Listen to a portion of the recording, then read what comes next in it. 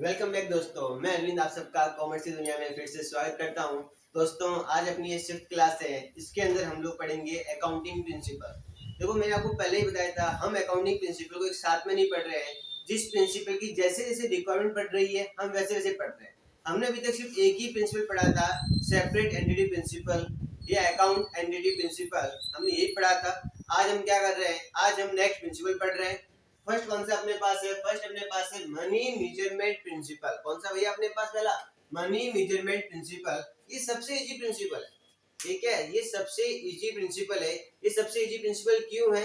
ये प्रिंसिपल ये कहता है कि कोई भी ट्रांजैक्शन होगा, कोई भी ट्रांजैक्शन होगा, यदि उसको मनी में मेजर कर सकते हैं या पैसों में पता लगा सकते हैं कि इसकी वैल्यू कितनी है, हमें सिर्फ उन्हीं को लिखना है भैया, दूसरे को नहीं लिखना है। कोई भी ट्रांजैक्शन होगा जिसकी हम वैल्यू मनी में पता लगा सकते हैं, हमें सिर्फ उन्हीं को लिखना है, अदर को नहीं लिखना है। जैसे कैसे? जैसे ऐसे, जैसे मान लीजिए मैंने पेन परचेज किया, तो मैंने पेन परचेज किया 10 रुपए का, तो पता लगा सकता हूँ कि पेन कितने रुपए का? 10 रुपए का है।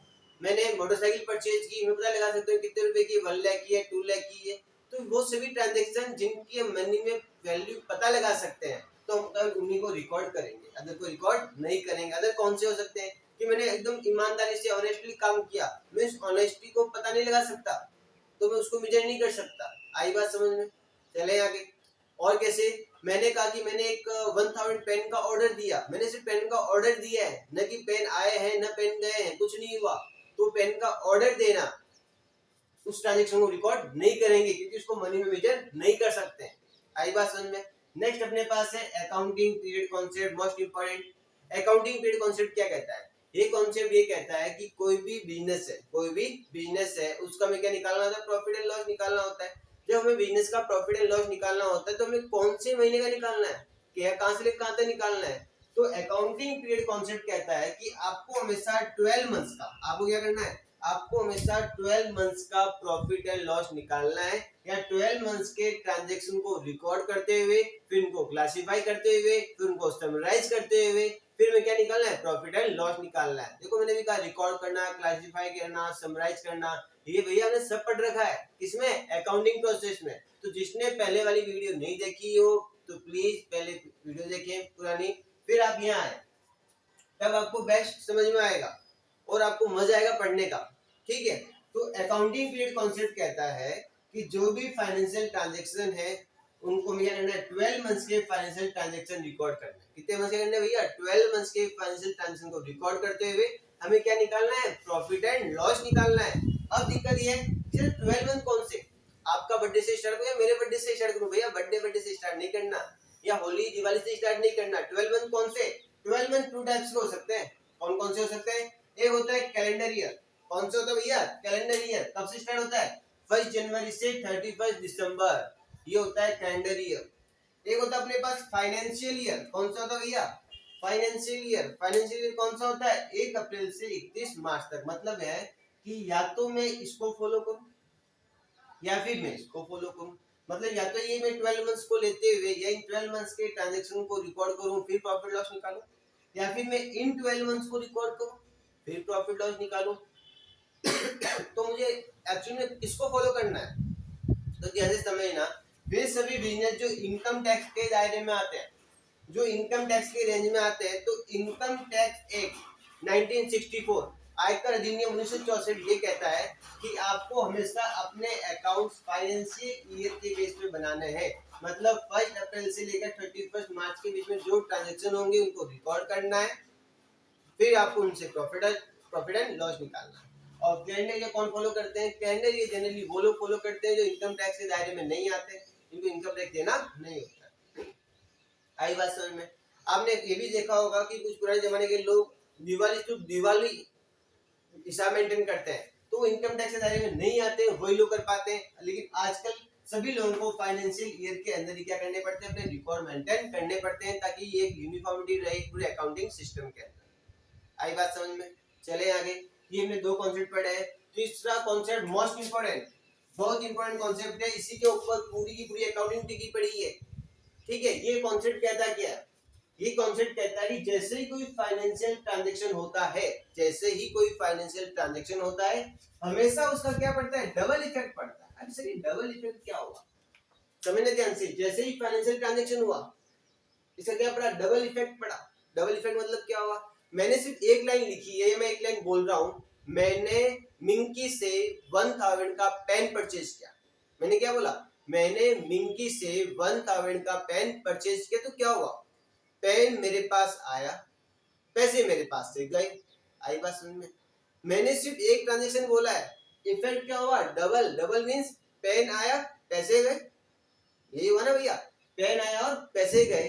तो ठीक इसी तरीके से जैसे ही फाइनेंशियल ट्रांजैक्शन होता है उसका हमेशा डबल इफेक्ट पड़ता है।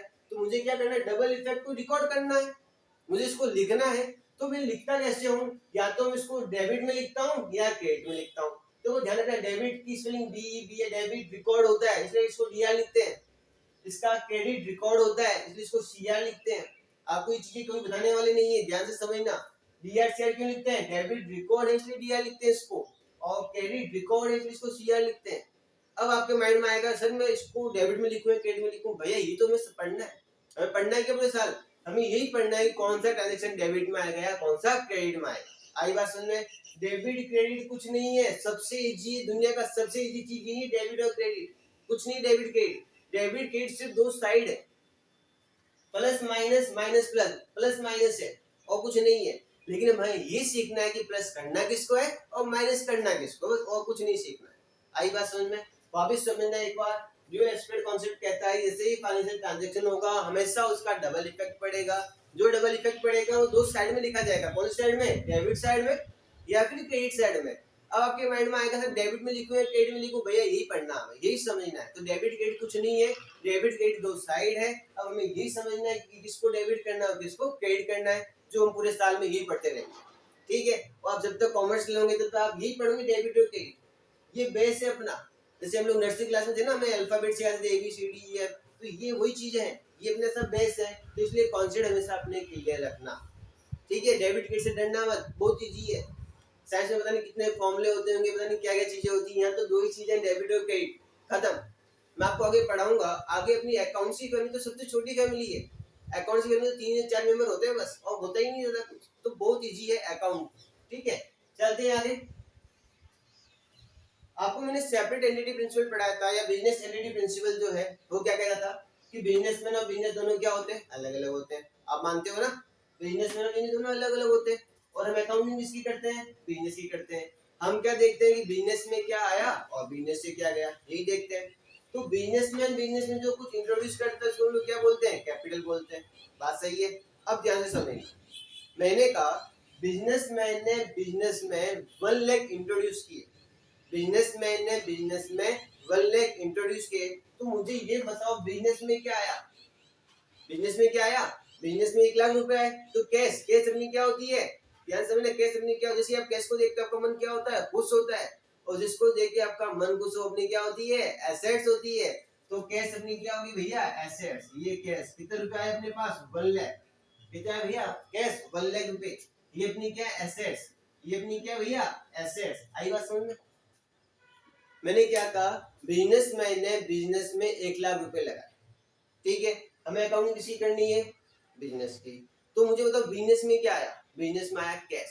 जैसे आप कैश को देखते हो आपका मन खुश होता है, दुख होता है, खुश होता है ना भैया। तो जिसको देख कर मन खुश हो अपनी एसेट्स, कौन सी एसेट्स, करंट एसेट्स। तो क्या है, कैश 1 लाख आए, किसमें आया भैया, बिजनेस में आए। तो बिजनेस में 1 लाख रुपए तो आ गई, लेकिन साथ साथ में बिजनेस को क्या हो गई, टेंशन, किस बात की, कि बिजनेसमैन ने मुझ पे विश्वास करके 1 लाख इंट्रोड्यूस किए हैं। तो मेरा धर्म बनता है, मेरी ये लाइबिलिटी बनती है कि ज्यादा तो नहीं, कम से कम 1 लाख उसको वापस कमा के दूं। तो हमने भी लाइबिलिटी के अंदर पढ़ा था, उसको क्या बोलते हैं हम लोग, कैपिटल बोलते हैं। हम लोग क्या बोलते हैं भैया, कैपिटल बोलते हैं। कितने रुपए, 1 लाख। कितने बोलते हैं भैया, 1 लाख। आई बात समझ में। तो मैंने एक ट्रांजेक्शन किया, क्या ट्रांजेक्शन किया कि बिजनेसमैन ने बिजनेस में 1 लाख लगाए। तो क्या हुआ, बिजनेस की अकाउंटिंग कर रहे हैं तो बिजनेस में क्या आया, कैश आया 1 लाख। लेकिन कैश के साथ साथ क्या आई, टेंशन भी आ गई। टेंशन का नाम क्या है, कैपिटल। इसको क्या बोलते हैं, लायबिलिटी।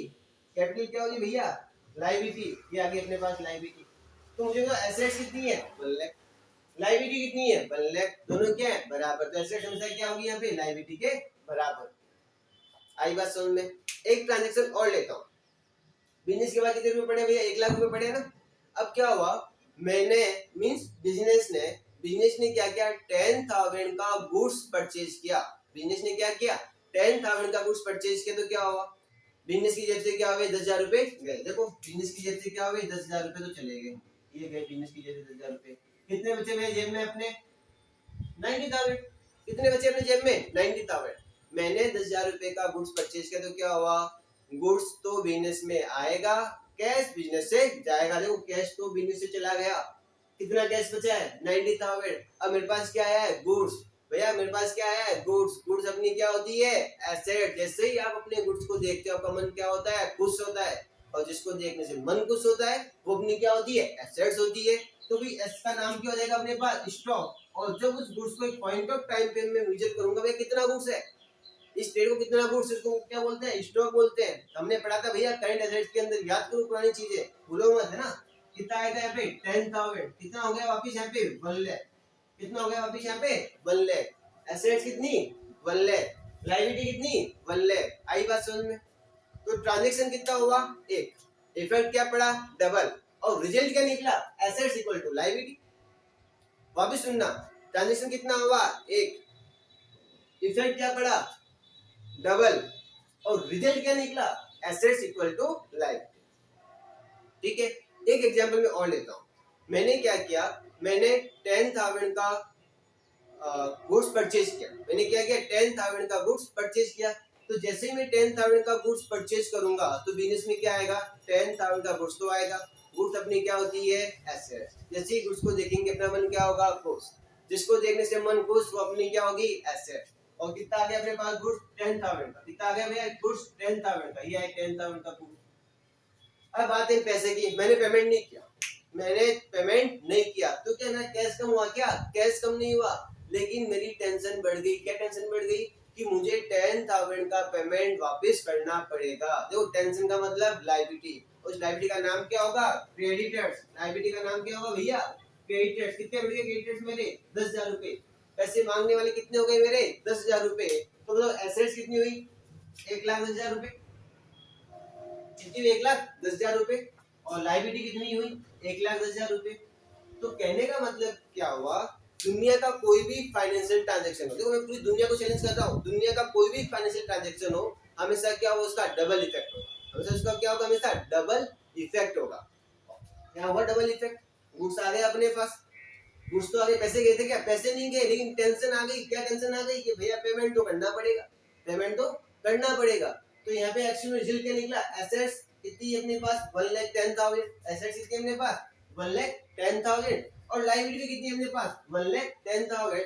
तो इससे एक रिजल्ट निकल के आया। क्या रिजल्ट निकल के आया, ये रिजल्ट निकल के आया कि एसेट्स हमेशा क्या होगी, इक्वल होगी। किसके इक्वल होगी, हमेशा एसेट्स लायबिलिटी के इक्वल होगी।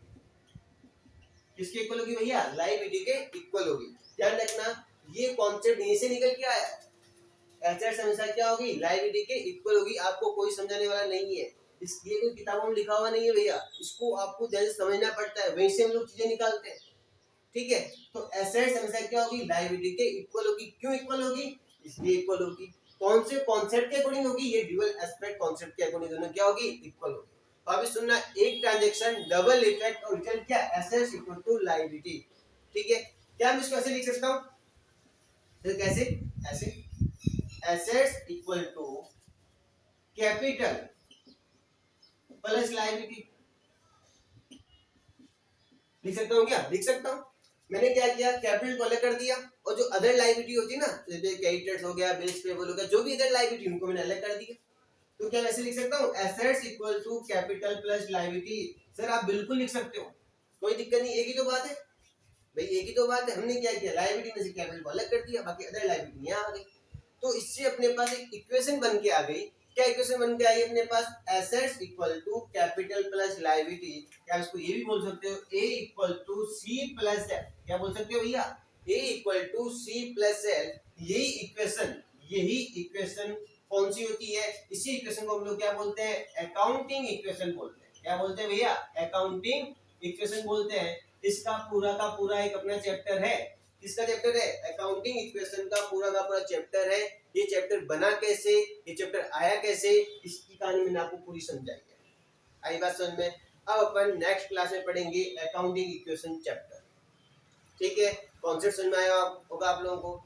मैं उम्मीद करता हूँ कि आपको मैंने जो ये चीजें समझाई है आपको अच्छे से समझ में आई होगी। देखो ये चीजों को हमने अपनी तरीके से समझा है, फिर हम आपको चीजें समझा रहे हैं। बुक्स में इतना चीज नहीं होती है, तो आप इनको ध्यान से देखिएगा, मेरे वीडियो आप स्टार्टिंग से देखिएगा, आपको पूरा कॉन्सेप्ट क्लियर होगा, आपको कुछ भी दिक्कत नहीं आने वाली है। ठीक है, यदि फिर भी कोई दिक्कत हो तो आप कमेंट कर सकते हैं, मैंने आपको अपने नंबर दे रखे हैं, आप उस पर मुझे व्हाट्सअप कर सकते हैं। ठीक है, आप सब चीज देखिएगा, वीडियो पूरे देखिएगा। ठीक है, पसंद आए तो लाइक कीजिएगा, शेयर कीजिएगा और सब्सक्राइब कीजिएगा। मिलते हैं अपन नेक्स्ट क्लास में, जब तक के लिए जय हिंद जय भारत।